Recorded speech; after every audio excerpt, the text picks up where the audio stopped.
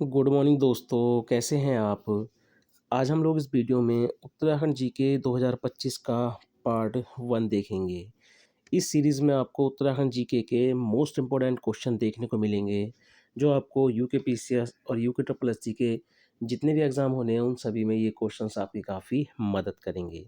जैसा आपको पता है 2025 में जो है काफ़ी एग्ज़ाम होने हैं, चाहे वो बीडीओ पे पीडीओ हो, उत्तराखंड पुलिस हो, फॉरेस्ट गार्ड हो, पटवारी लेखपाल हो, आरओ एआरओ हो, सीचपाल हो, लोअर पीसीएस हो, अपर पीसीएस हो, ठीक है? जितने भी एग्ज़ाम होने हैं, आपको पता है उत्तराखंड जीके जो है वो काफ़ी महत्वपूर्ण होता है इन एग्ज़ाम्स के लिए।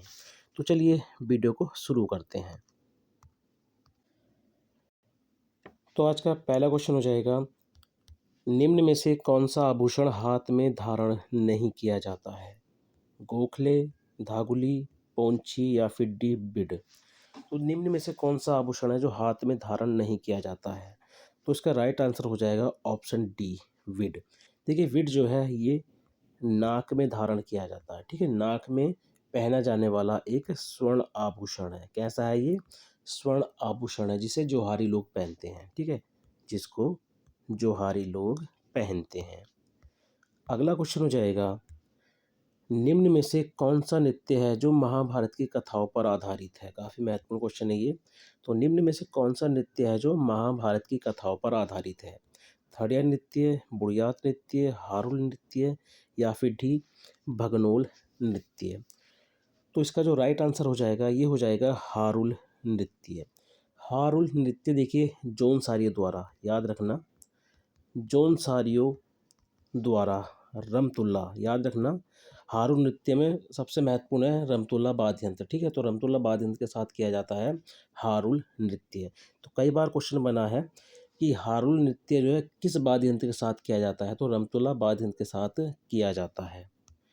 अगला क्वेश्चन हो जाएगा, चंद वंश का सबसे पुरातन अभिलेख किसका है? ज्ञानचंद, जगतचंद, अभयचंद या फिर डी रतनचंद? तो चंद वंश का सबसे पुरातन अभिलेख किसका है? तो उसका राइट आंसर हो जाएगा अभयचंद का। किसका है? अभयचंद का। अभयचंद जो है ये चंद वंश का 28वां राजा था, ठीक है? चंद वंश का 28वां राजा या शासक था। अभयचंद पहला चंद शासक था जिसकी प्रमाणिक सूचना उसके स्वयं के अभिलेखों से मिलती है। अभयचंद का प्राचीनतम ज्ञात अभिलेख जो है वो है 1360 का, ठीक है? 1360 का। अभयचंद का देखिए जो निकट संबंधी माना जाता है वो माना जाता है ज्ञानचंद को। किसको माना जाता है? ज्ञानचंद को, क्योंकि इसने अभयचंद का वार्षिक श्राद्ध किया था। उसके अलावा देखिए अभयचंद ने 1360 में, याद रखना, 1360 में मानेश्वर मंदिर जो चंपावत में है, ठीक है? जो मानेश्वर मंदिर है चंपावत में, यहाँ पर भित्ति अभिलेख खुदवाया था। कैसा अभिलेख? तो भित्ति अभिलेख खुदवाया था। इस भित्ति अभिलेख की जो खोज की थी वो की थी डॉक्टर राम सिंह ने। किन्होंने की थी इसकी खोज? डॉक्टर राम सिंह ने। अगला क्वेश्चन हो जाएगा, अल्मोड़ा में डिस्पेंसरी कमेटी कब गठित की गई? कई बार ये क्वेश्चन रिपीट हुआ है। तो अल्मोड़ा में डिस्पेंसरी कमेटी कब गठित की गई? 1821, 1835, 1846 या फिर डी 1848 में? तो अल्मोड़ा में डिस्पेंसरी कमेटी जो गठित की गई थी ये की गई थी 1848 में, यानी डी ऑप्शन जो है हमारा राइट हो जाएगा। अगला क्वेश्चन हो जाएगा, टिहरी में अंतिम सरकार की स्थापना कब की गई?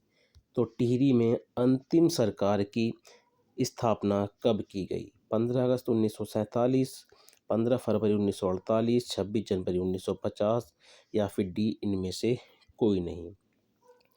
तो टिहरी में अंतिम सरकार की जो स्थापना है वो कब की गई थी? तो आप याद रखना 15 फरवरी 1948 में, यानी बी ऑप्शन जो है हमारा राइट हो जाएगा। अगला क्वेश्चन है, दिखनौरी प्रथा का संबंध किस जनजाति से है? तो दिखनौरी प्रथा का संबंध किस जनजाति से है? जौनसारी, थारू, भोटिया, बोक्सा? तो दिखनौरी प्रथा का जो संबंध है ये है थारू जनजाति से। किन से है?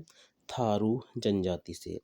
थारू जनजाति की बात करें तो ये कुमाऊं क्षेत्र और राज्य की सर्वाधिक आबादी वाली जनजाति है।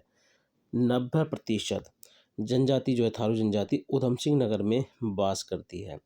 थारुओं को किरातवंशी माना जाता है, ठीक है? थारुओं को किरातवंशी माना जाता है।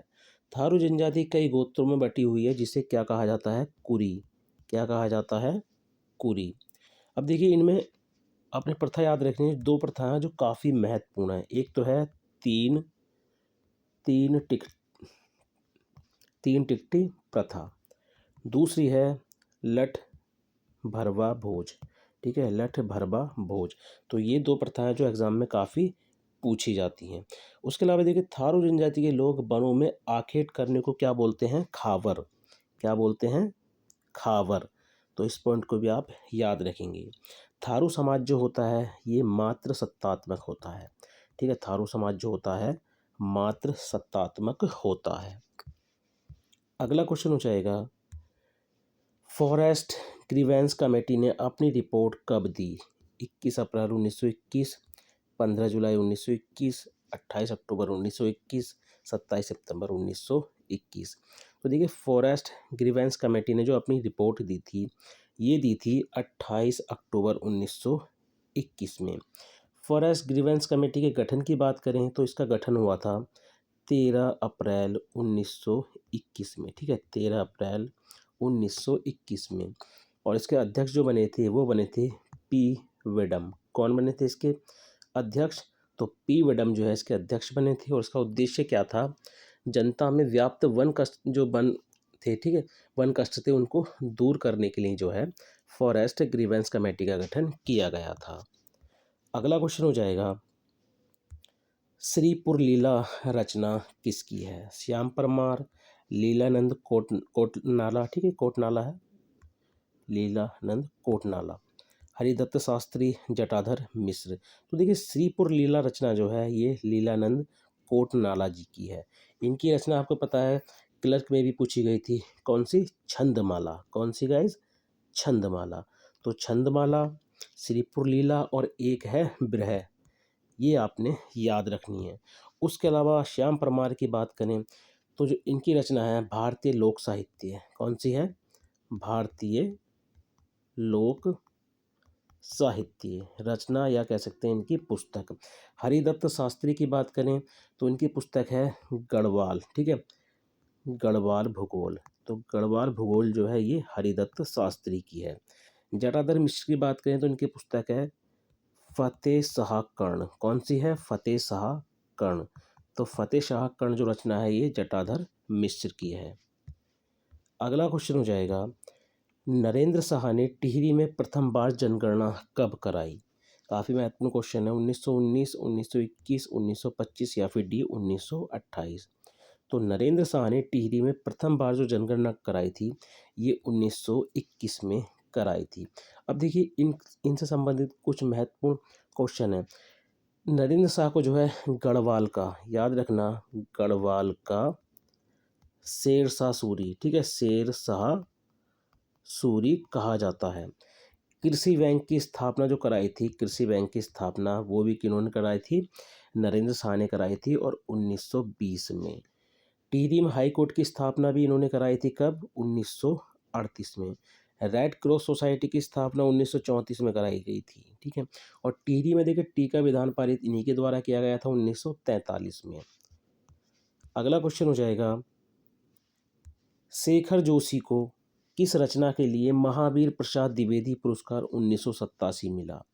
मेरा पहाड़, कोसी का गठवार, एक पेड़ की याद या फिर हलवाहा। देखिए सभी जो रचनाएं हैं ये शेखर जोशी की हैं। तो शेखर जोशी को किस रचना के लिए महावीर प्रसाद द्विवेदी पुरस्कार 1987 मिला था? तो ये मिला था एक पेड़ की याद में। किसके लिए? एक पेड़ की याद में। इनका आपने एक महत्वपूर्ण कहानी संग्रह है जो एग्जाम में काफ़ी पूछा जाता है। ठीक है, नौरंगी बीमार है। ठीक है, नौरंगी बीमार है। तो नौरंगी बीमार है ये इनका एक कहानी संग्रह है। किसका? शेखर जोशी का। तो गाइज ये थे आज के उत्तराखंड जीके के 10 मोस्ट इंपॉर्टेंट क्वेश्चन जो आपको यूके पीसीएस और यूके ट्रिपल एससी एग्जाम में आपकी काफ़ी मदद करेंगे। देखिए अगर आप डेली उत्तराखंड पढ़ते हैं तो आप या यूट्यूब से या फिर आप किसी बुक से मल्टीपल क्वेश्चन ज़रूर लगाएं, क्योंकि मल्टीपल क्वेश्चन लगाने से जो है आपकी तैयारी और बेहतर होती है। तो चलिए मिलते हैं अपनी नेक्स्ट वीडियो में। Thank you for watching.